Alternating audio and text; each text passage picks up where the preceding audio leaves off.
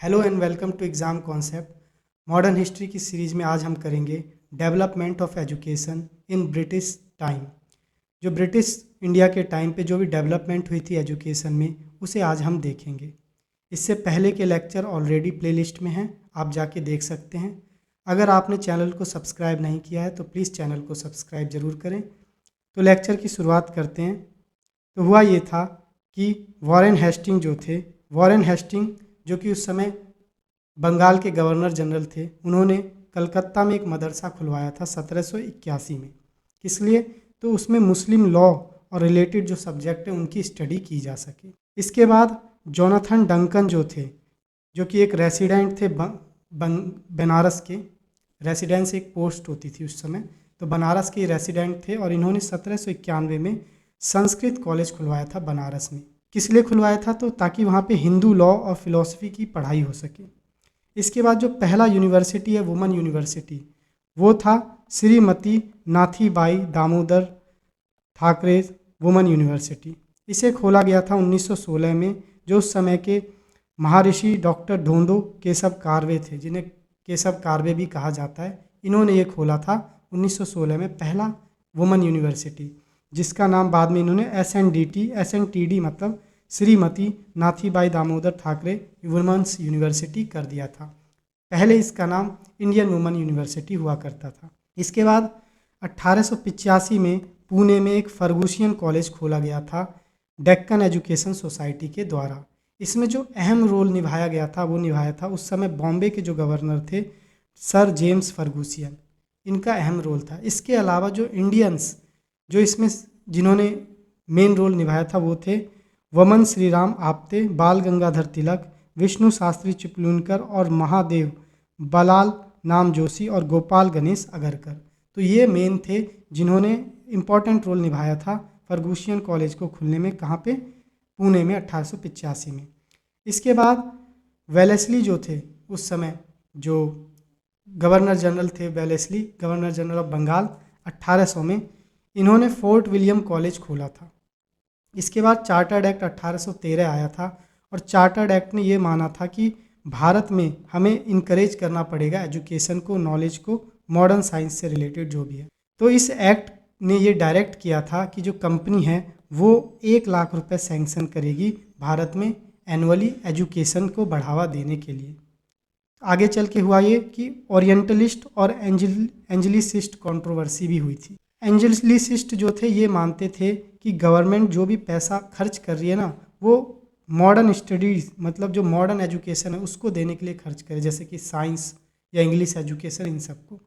जबकि ओरिएंटलिस्ट ये बोलते थे कि हमें मॉडर्न साइंस लिटरेचर की एजुकेशन दे के क्या मिलेगा, हमें इन लोगों को जॉब्स के लिए प्रिपेयर कराना चाहिए।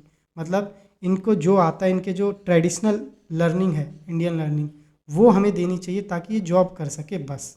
फिर उसके बाद हुआ ये कि 1835 में एक मकौले कमेटी बनाई गई इसी से रिलेटेड कि हमें एजुकेशन के लिए क्या करनी चाहिए।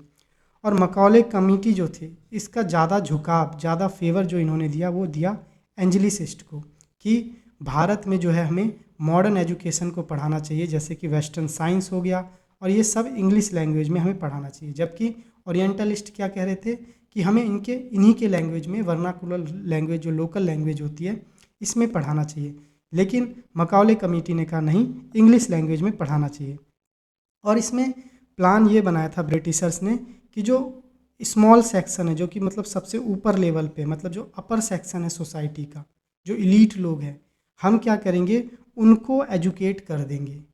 और उनको एजुकेट करेंगे तो फिर बाद में वो अपने समाज को ऑटोमेटिक एजुकेशन धीरे धीरे धीरे धीरे नीचे पहुंचता जाएगा। मतलब फिर वो अपने लोगों को एजुकेट करेंगे, फिर वो उसके नीचे एजुकेट करते जाएंगे। तो ऐसे जो है एजुकेशन जो नीचे फैलता जाएगा। और इसी को उन्होंने कहा डाउनवर्ड फिल्ट्रेशन थ्योरी, कि मतलब हम जो समाज के सबसे इलीट या ऊपर बैठे लोग हैं इनको एजुकेशन दे देते हैं, बाद में वो एजुकेशन अपने नीचे के लोगों को प्रोवाइड करते रहेंगे। उनका ये कहना था कि हम इनको पढ़ा लिखा के कैसा कर देंगे ताकि इनका खून तो इंडियन रहेगा लेकिन इनका कलर और टेस्ट जो होगा ये इंग्लिश होगा। मतलब इनकी थिंकिंग, मोरालिटी, इंटेलेक्चुअल, ये सब इंग्लिश जैसी हो जाएगी, मतलब ब्रिटिश जैसी हो जाएगी। और उसी सब टाइम पे गवर्नर थे जेम्स थॉमसन। ये गवर्नर थे नॉर्थ वेस्ट प्रोविंस जो है आज का बलूचिस्तान अफगानिस्तान रीजन, वहाँ के ये गवर्नर थे 1843 से 1853 तक। और इन्होंने वहाँ पे विलेज एजुकेशन को डेवलप करने की कोशिश की थी। उसके लिए एक प्लान लाया था ताकि विलेज में जो एजुकेशन है उसे उनके ही लैंग्वेज, वर्नाकुलर लैंग्वेज यानी लोकल लैंग्वेज में कराई जा सके। इसके बाद आगे चल के आया वुड्स डिस्पैच एक्ट आया था 1854 में, और इसे हम कहते हैं Magna Carta of English education in India. कि ये इंग्लिश एजुकेशन का मैग्ना कार्टा था, कि यहीं से इंग्लिश एजुकेशन की जो इंडिया में ओरिजिनल शुरुआत हुई थी वो इसी एक्ट से हुई थी। और इसने डाउनवर्ड फिल्ट्रेशन थ्योरी को पूरी तरीके से रिजेक्ट कर दिया। इसने रेकमेंड किया जो इंग्लिश है ना, ये मीडियम होनी चाहिए हायर स्टडीज़ के लिए, मतलब जो भी बच्चा हायर स्टडीज़ ले रहा है उसकी मीडियम जो होनी चाहिए, लैंग्वेज मीडियम, वो इंग्लिश होनी चाहिए। और जो स्कूल लेवल पे उन्हें पढ़ाया जाना चाहिए उनकी लोकल लैंग्वेज में या वर्नाकुलर लैंग्वेज में पढ़ाया जाना चाहिए। प्लस वुड्स डिस्पैच एक्ट ने और किस चीज़ पे फोकस किया, तो उन्होंने फीमेल के वोकेशनल एजुकेशन पे फोकस किया और टीचर्स ट्रेनिंग पे फोकस किया। इन्होंने जो वुड्स डिस्पैच है उसने ये कहा कि एजुकेशन जो है, जो गवर्नमेंट इंस्टीट्यूशन में जो एजुकेशन दिया जाता है वो पूरी तरीके से सेकुलर होना चाहिए, उसमें धर्म से रिलेटेड किसी भी प्रकार की बात नहीं होनी चाहिए। जबकि इससे पहले जो एजुकेशन होता था तो हिंदुओं के लिए पाठशालाएं होती थी जहाँ पे हिंदू लॉ पढ़ाए जाते थे, और वैसे ही मुसलमानों के लिए मदरसा होते थे जहाँ पे मुस्लिम लॉज पढ़ाए जाते थे। इसके बाद इन्होंने ये कहा कि ग्रांट इन एड, इन्होंने रेकमेंड किया कि ग्रांट इन एड देना चाहिए, मतलब पैसा देना चाहिए प्राइवेट इंटरप्राइज को ताकि वो एजुकेशन को और बढ़ा सके। इसी आधार पे हुआ कि बैथुने स्कूल फाउंड किया गया, मतलब बैथुने स्कूल इसी के बाद बनाया गया। किसके द्वारा? JED बैथुने, इनके द्वारा। कहाँ पे? तो कलकत्ता में 1849 में बनाया गया, जब उन्हें ग्रांट इन एड मिला थोड़ा सा। इसी एक्ट से ही एग्रीकल्चर इंस्टीट्यूट खोला गया था पूसा बिहार में, और एक इंजीनियरिंग इंस्टीट्यूट खोला गया था रुड़की में। फिर उसके बाद देखते हैं 1882 और 83 में एक और कमीशन आया एजुकेशन से रिलेटेड, जिसका नाम था हंटर एजुकेशन कमीशन। ये आया था 1882-83 में। 1882 में गवर्नमेंट ने अपॉइंट किया था हंटर कमीशन। किसके अंदर? इसके चेयरमैन थे WW Hunter, William Wilson Hunter. और इन्होंने क्या किया, इनका काम क्या था, जो वुड्स डिस्पैच एक्ट आया था 1854 में उसको रिव्यू करना और उस पर अपने रिकमेंडेशंस देना। तो हंटर कमीशन ने मोस्टली जो अपने आप को कन्फाइंड रखा कि वो प्राइमरी और सेकेंडरी एजुकेशन पे ही अपने रिकमेंडेशन उन्होंने दिया। इसके बाद 1902 आया, और 1902 में एक और कमेटी बनाई गई। ये जो हंटर कमीशन था ना 1882 में, इस टाइम पे गवर्नर हुआ करते थे एक, जिसको हम आगे भी देखेंगे, उन्होंने इसको अपॉइंट किया था। इसके बाद अभी ये देख लेते हैं कि जो 1902 में रैलेग कमीशन जो था ये सेटअप किया गया था। और रैलेग कमीशन किस लिए सेटअप किया गया था, कि जो यूनिवर्सिटी जो इंडिया में खुल रही है ना, इसकी कंडीशन कैसी है और इसका भविष्य कैसा है, इस सब चीज़ को देखना और उस पर रेकमेंड करना, एडवाइस करना, ये काम था रैलेग कमीशन का, जो कि 1902 में आया था। और रैलेग कमीशन के ही रिकमेंडेशन पे इंडियन यूनिवर्सिटी एक्ट आया था 1904 में। और इसने क्या किया था ना, इंडियन यूनिवर्सिटी एक्ट 1904 में जो आया था, इसने क्या किया, पॉलिटिक्स जो होती है ना कॉलेज में, यूनिवर्सिटी में, उसको पूर्णतः बैन कर दिया था। और बहुत ही स्ट्रिक्ट कंट्रोल कर दिया गया था यूनिवर्सिटीज़ पे, कि अगर कोई भी बच्चा किसी भी पॉलिटिक्स में, या जैसे भारत में आंदोलन होते थे उस समय अंग्रेज़ों के खिलाफ, ऐसी किसी भी चीज़ में पाया जाता था तो उसे ऑन द स्पॉट रस्टिकेट कर दिया गया था। मतलब बहुत ही स्ट्रिक्ट मेजर्स लिए गए थे। ठीक। और इसका जो गोपाल कृष्ण गोखले हैं, इन्होंने बहुत ज़्यादा विरोध किया था, और इन्होंने इस एक्ट को कहा था, इंडियन यूनिवर्सिटी एक्ट को, कि ये एक रेट्रोग्रेड मेजर है। और इंडियन यूनिवर्सिटी जो एक्ट आया था वो 1904 में जब आया था, तो उस समय जो गवर्नर वाइसरॉय थे इंडिया के, वो था कर्जन, लॉर्ड कर्जन। और जबकि हंटर एजुकेशन कमीशन जो 1882 में आया था, उस समय जो वाइसरॉय उस समय थे मतलब भारत के, वो थे रिपन, लॉर्ड रिपन। तो लॉर्ड रिपन को माना जाता है कि वो बहुत ही अच्छे वाइसरॉय थे, और उन्होंने ही 1882 में इसको अपॉइंट किया था हंटर कमीशन को। 1906 आते आते क्या हुआ कि जो बड़ौदा जो स्टेट था, बड़ौदा जो था ये एक प्रिंसली स्टेट था, इसने प्राइमरी एजुकेशन जो है अपने इलाके में वो कंपलसरी कर दिया था। इसके बाद 1917 में आया सैडलर यूनिवर्सिटी कमीशन 1917 में आया, 1919 में इसने अपनी रिपोर्ट पेश की। और इसने जो इसका काम क्या था, इसका काम था कि जो कलकत्ता यूनिवर्सिटी, जिसे इंडियन यूनिवर्सिटी एक्ट 1904 के तहत बनाया गया था, उस पर अपनी रिपोर्ट दे कि उसमें आखिर क्या प्रॉब्लम आ रही है, उसमें क्या हो रहा है, ये सब बताए। तो इसने ये बताया कि हमें जो स्कूल का कोर्स है, मतलब किसी भी बच्चे को स्कूल जाना है तो वो सिर्फ 12 साल का होना चाहिए, मतलब 1 से लेके वो 12वीं क्लास तक पढ़ेगा। और 12वीं करने के बाद उसे 3 ईयर का डिग्री कोर्स में एडमिशन दिलाया जाएगा यूनिवर्सिटी। मतलब कि पहले बच्चा 12 तक पढ़ेगा, 12 क्लास तक, फिर उसके बाद 3 साल के डिग्री कोर्स में जाएगा। जबकि इससे पहले क्या होता था कि बच्चा 10th तक पढ़ता था, मैट्रिक तक, और फिर 11 12th को कह देते थे हम कॉलेज। लेकिन इस एक्ट ने क्या कहा कि नहीं, 12वीं तक स्कूल माना जाएगा, उसके बाद जो 3 साल का कोर्स होगा उसे हम मानेंगे यूनिवर्सिटी। तो यूनिवर्सिटी को लेस रिजिडिटी किया गया, मतलब जो अभी तक नॉर्म्स थे इंडियन यूनिवर्सिटी एक्ट 1904 के तहत, उसको नॉर्म्स को कम किया गया, उसको हल्के किए गए। ऐसा नहीं है कि स्टूडेंट ने कुछ किया तो तुरंत उसे सस्पेंड या रस्टिकेट कर दिया जाएगा। इसके बाद दो इम्पॉर्टेंट और कमेटी आई थी एजुकेशन से रिलेटेड, जिसमें से एक था हार्टोग कमेटी जो 1929 में आया था, और सार्जेंट प्लान ऑफ एजुकेशन 1944 में आया था। लेकिन ये जो सार्जेंट प्लान ऑफ एजुकेशन था ये बस नाम मात्र का आया था 1944 में, क्योंकि अब भारत के जो आंदोलनकारी थे उन्हें आज़ादी चाहिए थी। तो इस पे जो भी क्वेश्चंस आए हैं वो हम देख लेते हैं कि द डेक्कन सभा was founded by which of the following nationalist. तो डेक्कन सभा जो है इसे किस नेशनलिस्ट ने फाउंड किया था? ऑप्शन है फिरोज शाह मेहता, एस.एन. बनर्जी या सुरेंद्र नाथ बनर्जी, दादा भाई नावरोजी या गोपाल कृष्ण गोखले। तो इसका सही आंसर है गोपाल कृष्ण गोखले ने फाउंड किया था द डेक्कन सभा को। तो द डेक्कन सभा जो है इसको गोपाल कृष्ण गोखले ने 1896 में पुणे में फाउंड किया था। और ये किस लिए फाउंड किया था? ताकि हम यहाँ पे प्रमोट कर सके, पॉलिटिकल एजुकेशन दे सके, लोगों को पॉलिटिकली अवेयर कर सके कि भारत की आज़ादी क्यों ज़रूरी है, ये सब। ठीक, नेक्स्ट क्वेश्चन है when was a comprehensive dispatch on education called Wood's dispatch on education sent. जो वुड्स डिस्पैच था ये कब आया था? ऑप्शन है 1813, 1833, 1858, 1854। तो इसका सही आंसर क्या है? 1854 में आया था वुड्स डिस्पैच एक्ट। तो इसके बारे में देखते हैं।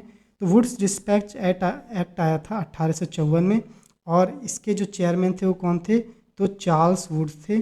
और ये कौन थे उस समय? तो ये बोर्ड ऑफ कंट्रोल जो हुआ करता था ना ईस्ट इंडिया कंपनी का, उसके ये प्रेसिडेंट थे। और इसे कहा जाता है Magna Carta of English education in India. ठीक, और इन्होंने ये रेकमेंड किया था कि भारत में अगर हम यूरोपियन एजुकेशन या इंग्लिश एजुकेशन ले आए ना, तो भारत के लोगों का इंटेलेक्चुअल मोरल डेवलपमेंट बहुत ज़्यादा हो सकता है, क्योंकि ये मानते थे कि भारत के लोग मोरली असभ्य तरीके के हैं। थर्ड क्वेश्चन है who was associated with the establishment of Fergusson College. जो फर्गूसियन कॉलेज खोला गया था पुणे में, हमने देखा था, उसमें किस इंडियन का बहुत अच्छा रोल रहा था? बाल गंगाधर तिलक, गोपाल कृष्ण गोखले, लाला लाजपत राय या दादा भाई नारोजी। तो इसका सही आंसर है गोपाल कृष्ण गोखले। हालांकि बाल गंगाधर तिलक का भी इसमें बहुत ही इंपॉर्टेंट रोल था, लेकिन जो मेन रोल था उसमें गोपाल कृष्ण गोखले भी हैं। ठीक है, तो फर्गूसियन कॉलेज खोला गया था 1885 में। कहाँ पे? पुणे में। डेक्कन एजुकेशन सोसाइटी ने ये खोला था, और हमने देखा था कि डेक्कन एजुकेशन सोसाइटी में सबसे ज़्यादा रोल था गोपाल कृष्ण गोखले का, तो इसीलिए गोपाल कृष्ण गोखले का हम ज़्यादा रोल मानेंगे। हालांकि बाल गंगाधर तिलक जो थे ये भी शामिल थे इसमें। नेक्स्ट क्वेश्चन है कि the Hindu College was established in Banaras. जो बनारस में द हिंदू कॉलेज खोला गया था वो कब खोला गया था? ऑप्शन है 1784, 1786, 1791 या 1785। तो इसका सही आंसर क्या होगा? 1791 में। तो 1791 में हिंदू कॉलेज खोला गया था बनारस में। किसने खोला था? जोनाथन डंकन ने खोला था 1791 में हिंदू कॉलेज वाराणसी में। और जोनाथन डंकन कौन थे? तो रेसिडेंट थे उस समय, रेसिडेंट से एक पोस्ट हुआ करती थी वो थे। और इस कॉलेज में क्या पढ़ाया जाता था? हिंदू लॉज पढ़ाए जाते थे, जैसे संस्कृत लिटरेचर हो गई, फिलोसफी हो गई, हिंदूज वो। नेक्स्ट क्वेश्चन है कि by whom was the first woman university stabilize in India. तो किसके द्वारा भारत में पहली वुमन यूनिवर्सिटी बनाई गई थी? आशुतोष मुखर्जी के द्वारा, धोंदो केशव कार्वे द्वारा, सैयद अहमद खान द्वारा या विलियम हंटर द्वारा। तो सही आंसर है कि धोंदो केशव कार्वे द्वारा जो थी वुमेन यूनिवर्सिटी पहली बनाई गई थी, जो कि जैसा कि हमने देखा भी था। तो पहली यूनिवर्सिटी बनाई गई थी बॉम्बे में 1916 में, जो कि पहली वुमेन यूनिवर्सिटी थी, और इसे बनाया था महर्षि धोंदो केशव कार्वे ने, और बाद में इसका नाम कर दिया गया था SNDT women university. Next question है कि who introduce western education. Western education को भारत में इंट्रोड्यूस करने की शुरुआत इनमें से किसने की थी? ऑप्शन है राजा राम मोहन राय, लाल बहादुर शास्त्री, नेताजी सुभाष बोस, सरदार वल्लभ भाई पटेल। इसमें से हम देखें तो सिर्फ राजा राम मोहन रॉय जो हैं ये सबसे पहले आए थे। ये लगभग 1700 कुछ में पैदा हुए थे, 1700 कुछ में पैदा हुए थे। बाकी सब देखें तो लाल बहादुर शास्त्री तो आज़ादी के बाद थे भारत के प्रधानमंत्री, नेताजी सुभाष चंद्र बोस आज़ादी के टाइम थे, सरदार वल्लभ भाई पटेल भी आज़ादी के टाइम पे थे।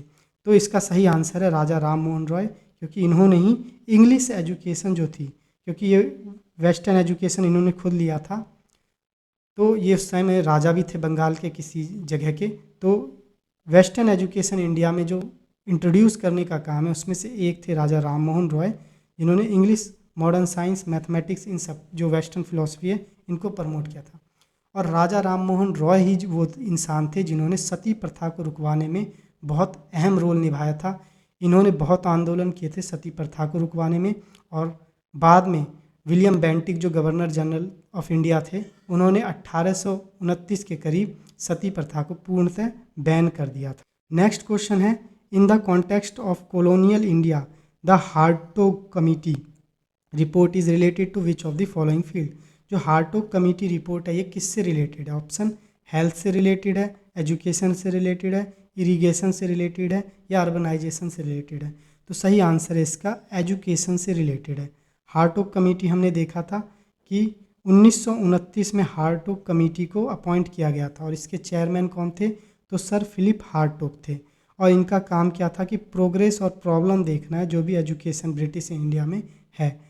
और इसका फोकस जो इस कमेटी का था ये प्राइमरी और सेकेंडरी एजुकेशन पे था, ठीक है, और क्वालिटी ऑफ एजुकेशन को कैसे इंप्रूव करें उस पे था। नेक्स्ट क्वेश्चन जो है कि विच of the following voice Roy appointed the Hunter commission इन 1882। तो 1882 में इनमें से किस वॉइस रॉय ने हंटर कमीशन को अपॉइंट किया था? Option Lord Ripon, Lord Mayo, Lord Minto, Lord Lytton. तो सही आंसर है लॉर्ड रिपन। तो लॉर्ड रिपन जो थे ये 1880 से लेकर के 1884 तक ये भारत के वॉइस रॉय रहे थे, लॉर्ड रिपन, और इन्होंने अपॉइंट किया था हंटर कमीशन को। तो इसके बारे में और देख लेते हैं। हंटर कमीशन जो 1882 में आया था, जिसे हम एक्चुअली ऑफिशियली क्या कहते हैं? इंडियन एजुकेशन कमीशन कहते हैं। इसके हेड कौन थे? तो इसके हेड थे W हंटर, यानी विलियम विल्सन हंटर, और इसको अपॉइंट किया था उस समय के वॉइस रॉय लॉर्ड रिपन ने, ठीक है। इसका काम था एजुकेशन जो ब्रिटिश इंडिया में उसको देखना। नेक्स्ट क्वेश्चन है, Wood's dispatch was about. Wood's dispatch act जो था ये किससे रिलेटेड है? ऑप्शन है इंडस्ट्री से रिलेटेड है, आर्मी से रिलेटेड है, एजुकेशन से रिलेटेड है, या एग्रीकल्चर से रिलेटेड है?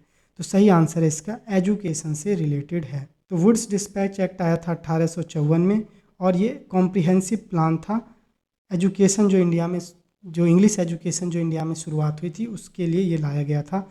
इसका मेन फोकस था, इसने यूनिवर्सिटी बनाने पे भी, स्टेबलाइजमेंट पे रिकमेंडेशन दी थी, प्राइमरी और सेकेंडरी एजुकेशन पे भी इसने रिकमेंडेशन दी थी, और टीचर्स ट्रेनिंग की जो शुरुआत हुई थी ना, ये वुड्स डिस्पैच एक्ट के बाद ही हुई थी। ये जो JBT कोर्स आया है ये वुड्स डिस्पैच एक्ट से ही आया है, और इसीलिए वुड्स डिस्पैच एक्ट जो मेनली फोकस करता है इंग्लिश एजुकेशन पे, इसको कहते हैं Magna Carta of English education of India, English education in India. Next question है, which education commission had argued that European education would uplift the moral character of Indian. तो किस education commission ने ये argue किया था कि अगर हम ब्रिटिश एजुकेशन या यूरोपियन एजुकेशन को इंडिया में ला देंगे तो इंडिया के लोगों का जो मोरलिटी है वो और बढ़ेगा, मतलब ये असभ्य जो ये और सभ्य होंगे, ये कहा था। तो लिथिंग law commission, Ramsay MacDonald award, Wood's despatch, या इरविन रिपोर्ट? तो सही आंसर क्या है? वुड्स डिस्पैच ने ये कहा था। तो वुड्स डिस्पैच आया था, हमने देखा कि 1854 में आया था, और इन्होंने ये कहा था कि यूरोपियन या वेस्टर्न एजुकेशन है इसे इंडिया में इंट्रोड्यूस करना चाहिए, ताकि इससे जो मोरल कैरेक्टर है इंडियंस का ये इम्प्रूव हो और इंटेलेक्चुअल डेवलपमेंट हो इंडियन का। और इसे कहा जाता है Magna Carta of English education in India. इसके साथ ही आज का लेक्चर समाप्त होता है। अगर आपको लेक्चर अच्छा लगे तो प्लीज़ एग्ज़ाम कॉन्सेप्ट को सब्सक्राइब जरूर करें। Thank you.